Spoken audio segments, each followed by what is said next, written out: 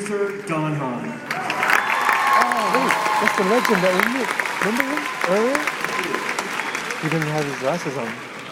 But if we can Thank you, everybody. It's so great to be here. Love D23, and we're really happy to be here to share The Lion King. And I want to ask these guys some questions because I know you're kind of curious about where this whole thing came from. And I want to go way back and start with King of the Jungle, because when you guys started working on this movie, it was a dusty kind of National Geographic thing set in Africa, and it was called King of the Jungle. Can you kind of talk us through those early days? They were dark days. They were dark. No, it was kind of a different picture, but then we all decided we didn't like that picture. So we went and started tearing it apart and thinking, well, what do we want to turn this into?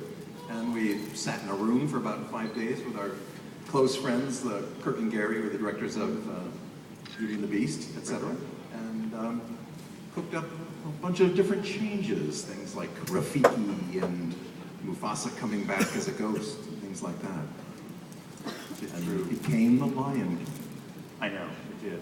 We had, and Elton John and Tim Rice were our songwriters and gave us an amazing score, thanks to them. And those songs that came in from Elton, he would send in his demos. He would be sitting in his pajamas in his living room playing the songs. And so there was a lot of interpretation done on the songs by some great musicians like Hans Zimmer. And but also these guys, I think. Thank you, sir.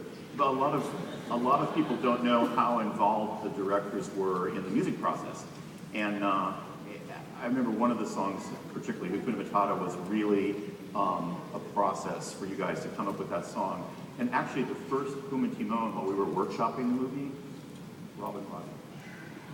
It's true.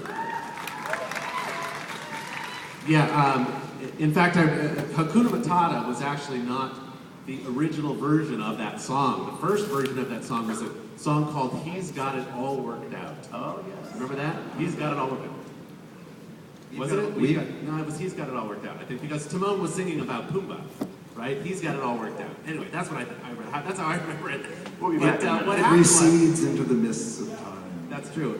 What I remember happening, though, is that we had storyboarded the song, and Roger and I, and Don, I think, we weren't loving the song, and yet, you know, everybody in the studio had to agree to make the change, and finally it was decided, everybody in the studio, all the major people at the studio decided we should have a new song, and so we had a big meeting where we were talking about what the subject of the new song would be, and Roger and I were pitching this idea.